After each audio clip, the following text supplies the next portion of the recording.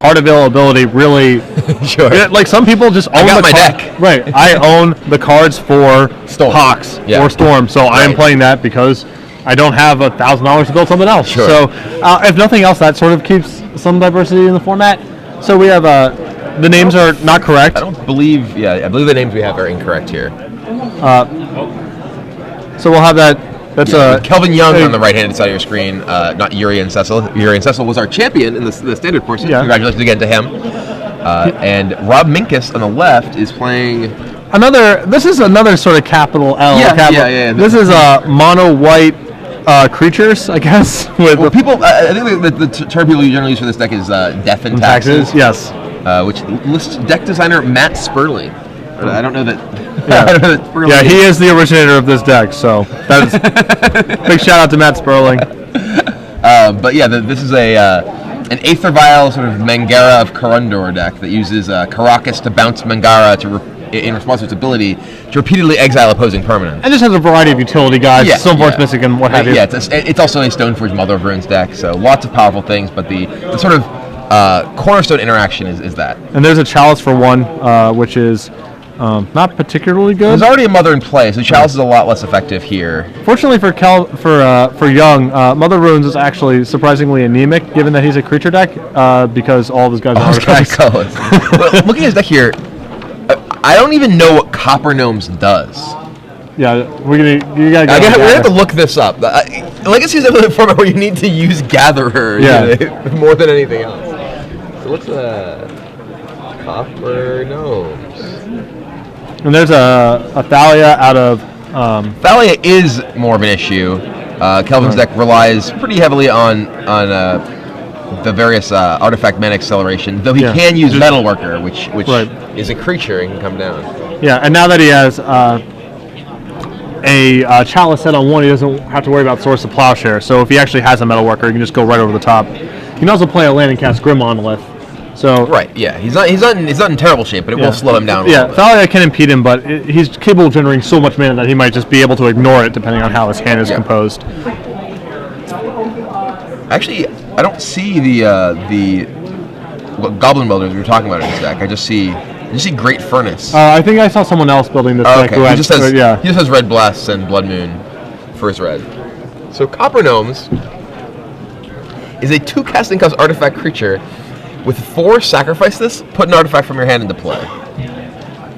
So he's paying a mana here to cast a Mox Diamond. Discarding a Wasteland.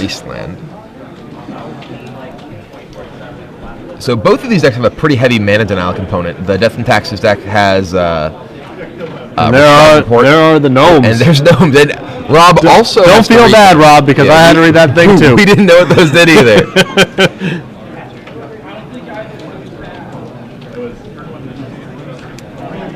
So Young has a variety of huge plays off of a Copper Gnomes. He has Sundering Titan, Blightsteel Colossus, and Wormcoil Engine, all of which are... Though the Sundering Titan is amusingly poor here. Yes. There are no land types in play on either side of the table.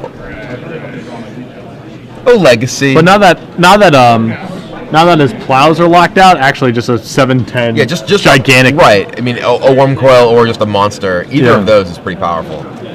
Though Young is, with his Ancient Tomb getting Wastelanded, he is a little low in mana. Yeah. He drew another Mox Diamond, but I don't know if he has enough lands. The port's locking him down right here. Yeah, he's getting ported on his Wasteland. I don't know if he has... Looks like a Great Furnace in his hand, so...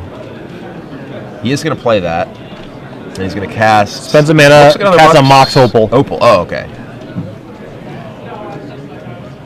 So next turn he has enough mana to actually just go over the top of the port. Well, he can also just Copper Gnomes in his upkeep. Yeah. He has enough mana to go gnoming. Go gnoming. It's not really a phrase I've heard before. I'm going to go gnoming. Copper Gnomes was a bit overshadowed by Bottle Gnomes. It was the lesser gnome in the pair. But now. Ticking Gnomes was a guy too. Yeah, right? Was he Gnomes? Was it just a bunch of gnomes you could sacrifice? That was just sort of the thing. That was a theme. Yeah. But it was like across various sets. This is in Saga. Legacy had the Ticking Gnomes. Well, but wasn't Bottle Gnomes in Tempest? Tempest. Yeah, so... Some cross block gnome synergy. This is a theme. This is what gnomes do in the game. Yeah. Is get sacrificed for effects. They're artifacts. You break them open. So Miknus just confirming what Chalice does here. Here's the flavor text of Copper Gnomes. Start with 11 gnomes and remove parts, and come morning, you'll have 10 and a monster the likes of which you've never seen. So we actually might literally see a monster. Yeah, actually, it's entirely possible that we'll see. Never seen a Blightsteel Colossus in play before, except in these circumstances, so. Or in Vintage. I haven't birded much Vintage. I assume it's a feature of the format. Oh, yeah.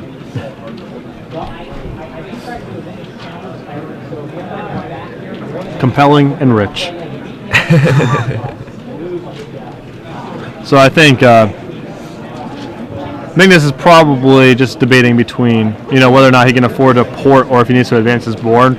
But since Young has access to 4 mana in his upkeep to gnomes, then I think you just have to play your cards. Right, yeah, you can't. You're not going to nickel in this guy. Right, you really think this is a guy beaten by a 2-power attacker? Yeah. I also think it's possible that he wanted to send Mother of Runes on a previous turn. It seems like Mother of Runes, he held back his Mother of Runes. Yeah. When it probably just, this is a matchup where it looks like Mother of Runes isn't really going to do very much. Yeah, it's hard to fight that instinct of. Right. You usually want to keep back your Mother of Runes to protect something. You haven't seen any colored mana, and what do you really are we really hoping to protect? But yeah, it's definitely something that people are very used to. Is all right, Mother, you don't attack. Mom stays home. All right.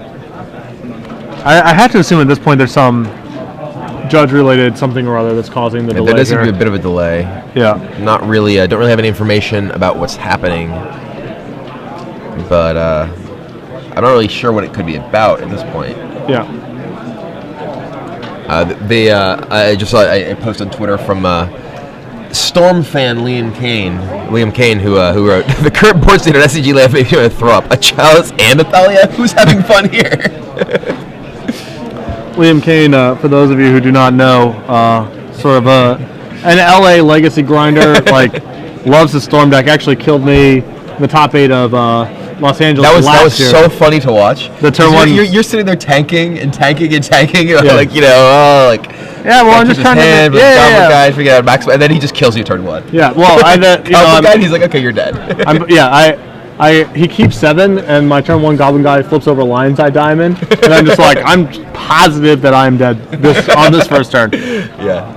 Well, there's some laughter between the two players, so it can't be too serious a sort of judge discussion here. I think they maybe figure out life totals or something. Yeah, I'm not positive. I mean, an Ancient Tomb got ported one turn, so maybe there's some confusion about whether or not that triggers. I'm not sure. It is not City of Brass. It's part of the ability that it deals damage. So, were you playing a lot of Standard? Oh, okay, here we go. We're back in action here. Playing a basic plan. Oh, maybe not. He's debating between that and Caracas. Oh, maybe they're... okay. Both events are a total of $30. Alright, so Thalian for more information, come on over to the side events area, and I'll be happy to talk to you about it.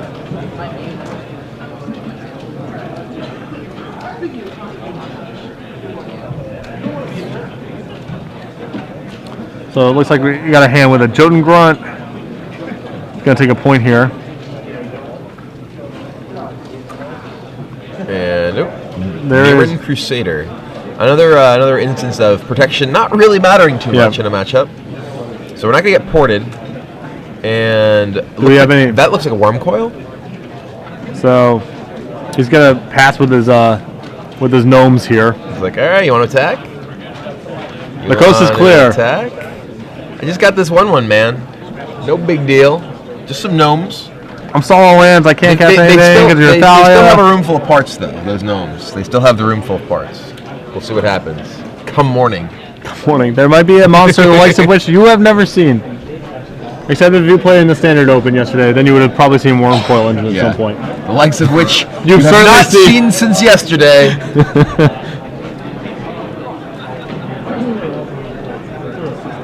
Alright, so taps 2 mana and plays a Jotun Grunt. Jotun, who knows? And I'm guessing no attacks here. a menagerie of relatively honest, light creatures, it's like likely to be crushed under the weight of some gigantic monster here shortly. And all right, tick tick tock. Come on, something sweet. Ooh, he's got any number of he's got things. a Forge Master too. Oh wow, this is like Christmas morning. Yeah. I don't. Okay, a relatively tame worm coil. He is not porting. Ooh, and he just drew a Colossus.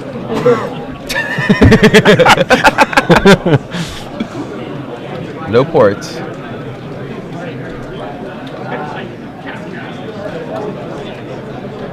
So he's just going to sit back with his worm coil for the time being. Not in any huge rush to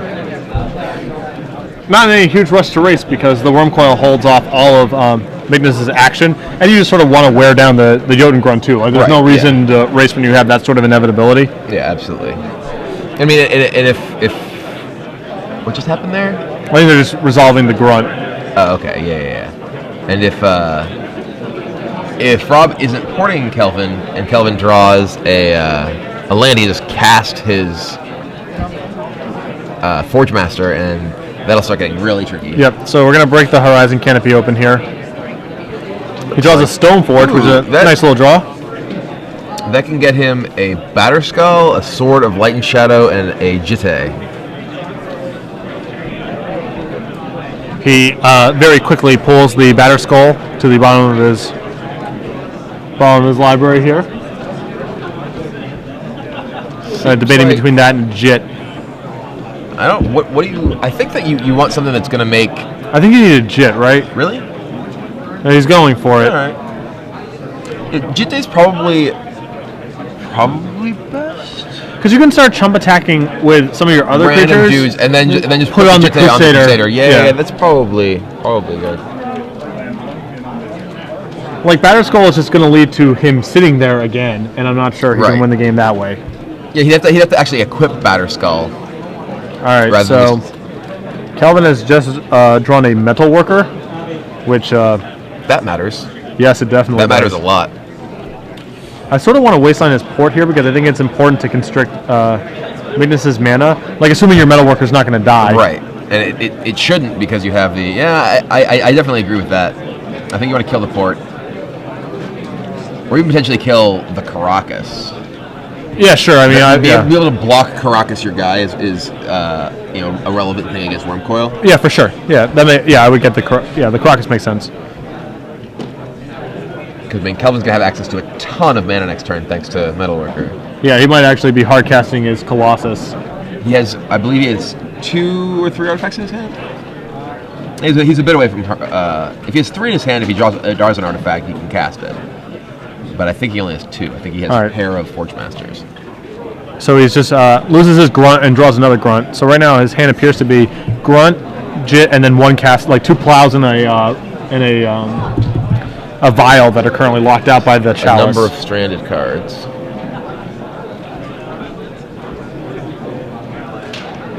All right. So it looks like he's passing back, and now Metalworker is online.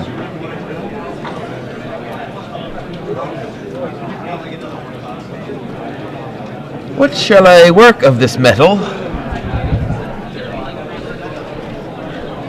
All right. How much mana?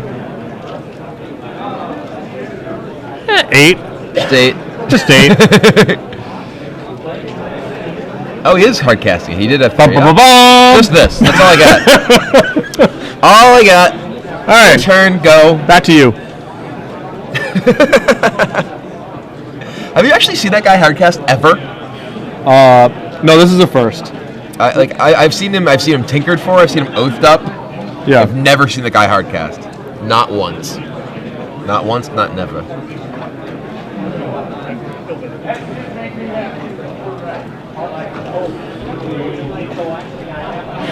Miknus has a pretty, impressive board of utility creatures. Yeah, it's like I got all these things that are really good against some decks. All right. So he's gonna pass the. He's just gonna equip his Crusader and hang back on D. But this is gonna be a.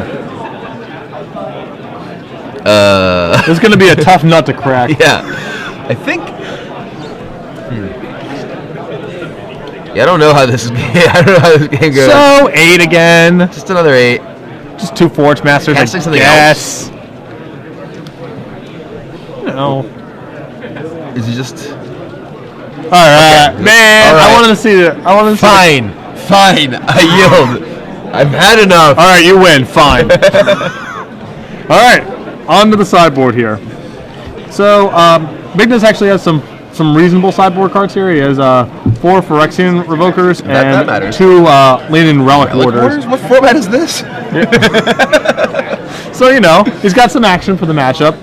Revoker's got a variety of Definitely. good cards. Kelvin has some Pithing Needles, a duplicate. Pithing Needle I can see maybe bringing in, but you don't. You just want to overpower the. You think he wants the white deck. You think he wants a 4th Trinisphere? Maybe I could certainly see that. I mean, it's a lot riskier. It's a lot riskier on the draw because if Miknus goes just turn 1 land Vial, then your Trinisphere is not worth anything. Right. So I guess the bigger question is if he has any cards that are bad in his deck. I guess Mindslaver seems pretty stinky against the creature. Like, Miknus' deck doesn't do anything very powerful, so I assume Mindslaver is just not very Slaver good. seems pretty bad. Pithing Needle is probably better than Slaver. Yeah. And then, I'm not sure, is he supposed to, like, shave out mana? I'm not really... This is not a matchup I am familiar with the sideboarding intricacies. Yeah. So, yeah, the mana base is sort of hard for me to get my head wrapped around here with the There's 20 land. 2 Mox Diamonds. 2 Mox Diamonds. I guess he needs colored mana for some of the sideboard cards because he has like Red Blaster and Blood Moon. Yeah. So, Mox Diamond does not seem spectacular in the abstract, but if he's sideboarding some red cards, then I guess he just needs that stuff. Seems somewhat odd to me that he has 3 Mox Opals and not 4. I think Mox Opal is just going to be, I guess actually Mox Opal doesn't enable turn 1 Trinisphere, which is a big deal, or turn 1 Metalworker. Yeah. So he doesn't actually have that many things to get him Metalcraft quickly. So actually, now that I think about it, I certainly wouldn't play 4. Yeah, Mox Diamond is color fixing and enables some of the more explosive draws. Mox Opal is the card you just kind of want to draw at some point in the game. Yeah. So that was pretty sweet. Yeah. Good way to kick off the day. Absolutely. I'm just going to cast this 12-mana creature. Yeah. Your turn. And, like I said, these are the kind of decks that add a lot of character to what Legacy is as a format. I remember, like, Columbus, that Grand Prix a couple years ago, playing, something close to 14 rounds and playing against Zoo 3 times, and everything else was, like, 1 copy. You know what I mean? A counterbalance. It's like Zoo 3 times, counterbalance 3 times, and then a bunch of singletons along the way, so you just get a pretty sweet field. A wide range of possible options in this field. And you have to kind of get your expectations in the right place before joining a Legacy tournament. There are going to be some games where you just get locked out or killed very quickly, which, if this was happening over and over again or happening in Standard, it would be a big source of frustration. But, if you understand what the expectations are signing up, they just add a lot of character to the experience, Yeah, I mean, there certainly are, the games where you just, you mulligan, you keep like a 2-lander, you get wastelanded twice and you're dead. Yeah, I think Wasteland for me is probably the most infuriating part of the format, just because it happens so regularly. Chalice for one can also be frustrating, but there's just a very narrow range of decks that can facilitate that, and they're incurring a big opportunity cost in deck building. Whereas Wasteland's pretty close to a free roll and ends in a lot of games just being over very quickly. One of the interesting things is that decks with Wasteland are often more vulnerable to Wasteland because of the fact that they're playing more colorless sources. Yeah, exactly. So Miknus, opportunity cost there. Miknus is taking a mulligan while Young is content with his 7. Yeah, and some of the mana bases of Legacy are almost wallowing in getting land screwed by. Yeah. It is almost by intentional construction appear to be vulnerable to Wasteland. Yeah. There are the decks that, many of the most powerful possible decks. Things like the Rug Delver deck. That deck's very, very clearly super powerful, but has no basics. Yep. It has 4 of its own Wasteland. Yeah. So it's like it's 3 colors, so often even the single Wasteland can just end games against that. Yep.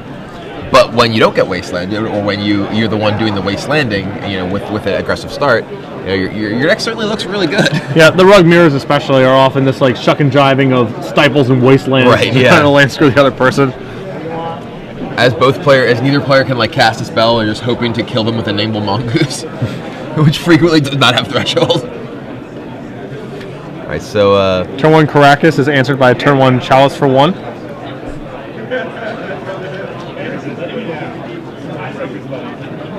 I imagine Robb Miknus wishes he had Fracturing Gust. I do not know what that card is. He's hybrid green-white, hybrid green-white, hybrid green-white 2. Destroy all artifacts. Gain 2 life for each artifact destroyed this way. Be pretty sweet. Doesn't stop the Colossus though. It's true. It's true. So Young is now in the unfortunate bind of having to decide what he wants to do with the City of Traders. The turn 1 City of Traders is not the ideal land draw to be starting with. Yeah, he's just saying go. Yep. So it's interesting that playing the turn 1 Chalice there is locking out Robb's possible play. Ooh, that's a fast clock now. It does lock out Robb from being able to source the postures or anything. But if you're not actually playing anything, is it necessary to get that Chalice online that quickly? Right. And looks like we have a second City of Traders in hand. Miknus bringing some honest beatdowns here. The gnomes. No, you know what these do. So if you guys just met. So Young has another City of Traders in his hand, so he can just pop off next turn. Just effective tinker from hand.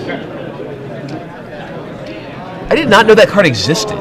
The gnomes? Copper gnomes, yeah. I remember being a garbagey rare kind of when I got back into Magic. I took a hiatus in Wrath Cycle. Yeah, I guess I actually pretty much didn't play for most of Urza. So. Phyrexian Revoker, I assume this will name the Copper Gnomes. The poor gnomes. Push across the table just to verify. What is that thing? And a Sarah Avenger. Capping off the motley crew of beatdowns. Some honest creatures doing an honest day's work, attacking and blocking.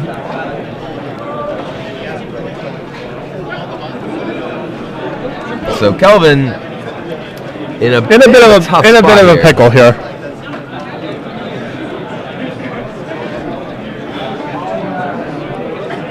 Is it lethal? Are we lethal next turn? 2, 6, 8, 11. No, he's on the exact C's. Exact 1, assuming nothing gets added to the clock. So 3 mana. Wasteland replacing a City Traders are here. Lightning Greaves. Onto the gnomes. It's like, all right. We can't even generate that much mana next turn. I guess we can. I guess if we Metalworker, we can potentially play like City of Traders, Metalworker, Greaves it, play something huge, Greaves it, kill you. I mean, it would have to be Colossus, right? That's the only thing that can one-shot from here. I don't know that he has enough cards to do that. Well, also, Miknus has a Stoneforge and an Avenger in his hand. Sure. So if he just holds back a Stoneforge on defense, the Blightsteel can't kill him in one shot. Yeah. So even if Young's like a worm hand is not big enough. Even if Young's hand is as optimistically good as it can possibly be. So everything's coming. So you just block the Revoker here, right? Yeah, the Crusader. You're not going to change the clock appreciably. Right. It's still 1 turn, so. Oh, I guess nice chumping. Sure. So it's all the same, I think. It doesn't really make a difference, I think. Stoneforge. Going to get. Looks like he's getting the Jit again. Might as well. And I think he has a Sarah Avenger to level up the beatdowns. So, Kelvin down to 5 life. I guess he certainly couldn't afford to go to 1 there because he would just die to an Ancient Tomb. Like, I can't really envision how he gets out of this at this point.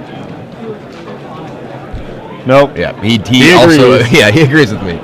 Goes to shuffle up. So being on the play versus being on the draw, obviously a huge deal in this matchup because some of Young's openings are just almost impossible for Miknus to get out of if he's on the draw. So for example, Young can just go turn 1 Trinisphere, and that's a nightmare. Just the ball game, probably. Yeah, you had to Relic Warder against a deck that's going to be, wastelanding you and killing you very quickly. Yep, absolutely. You can also turn 1 Chalice for 1, which can be very good against a certain range of Miknus' hands as well. I mean, if Miknus is a hand that relies on Aether Vial, a turn 1 Chalice or is very Plow to powerful. defend himself from certain things, yeah. So we have some people asking what MUD stands for. I don't really know. I mean, I remember it was. I think it comes from mono brown, basically. Yeah. Like mud being brown. Mono brown. Because mono brown was what people called the all artifact decks for a while, and that just sort of became mud. Yep. Since I guess because mud is brown. I don't know, the way that legacy decks and vintage decks get named is probably I hate legacy deck names. Yeah. Like so many of them are just like Maverick. Yeah, it's probably some reference to some Blue Oyster Cult song from 30 years ago. It's just something like that. But at the Grand Prix, I'm gonna give the community. The Grand Prix in India, I just wrote my deck name. I was playing green white. I just wrote my deck name down as Iceman. Yeah. I'm just gonna pick a random Top Gun call sign because Maverick is exactly that. What in the world? It's like Goose, Jester, who knows? I called my burn deck Lysol as a reference, as a Brooklyn Zoo reference. Okay. But then that one never got anywhere. Someone says MUD stands for Metalworker Utter Domination. Yeah, that's what we get for getting the community too much credit. Mud just being mud is brown. That makes way more sense. Would have bought that for sure. Metalworker Utter Domination. That's horrible. Yeah. I hate the name now. I liked Mud, but it's just it's just brown. It's all these brown cards. Please change the name to Metalworker underneath that guy's name, underneath Kelvin Young's name. Change that name to Metalworker. But like Death and Taxes, what? Huh? What? I don't get it. There are the names that are intentionally obtuse, like the what was it, the Team America or whatever, that was intentionally obtuse. I assumed when I heard Team America was a deck, I was like, sweet, there's some Lightning Angel Metally Mage beatdown deck. That was from what I said. And then I saw there's sinkholes and stuff. Right. Come on, man, don't get my hopes up.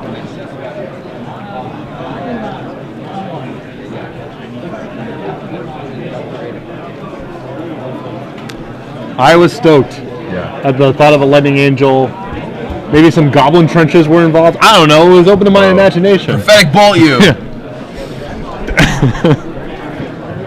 I definitely liked me a Lightning Angel. Yeah. An honest man. I still do. Yeah, an honest man, unfortunately. Lightning Angel in Modern at Worlds. Unfortunately, printed at the same time as Flame Tongue Cavu, which sort of curtailed its ultimate power level in that standard. Yeah, Flame Tongue Cavu was the sort of defining card for it very much had the Jace effect in terms of causing any sort of card of its cost or higher that did not interact with it favorably to just be completely not viable. Young appears to be going in the tank about a potential mulligan here, and he's going to keep Ancient Tomb, Chalice for 1, and that's one of the potential devastating opens that Young has. Yep. And Minkus clearly has no play in the face of the Chalice for 1. Young looks like he has a City of Traders in his hand. I think I saw a gnome. Yeah.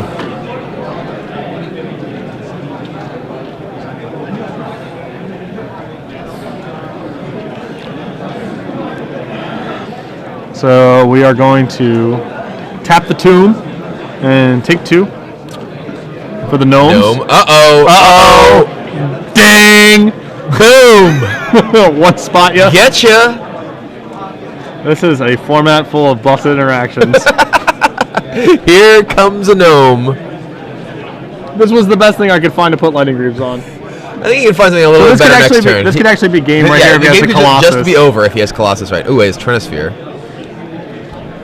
Uh-oh, we're upgrading. Uh-oh. Dun da da da. Dun And da da da. there we go! Hooray! He gnomes out of Colossus on turn 3, and that's the game.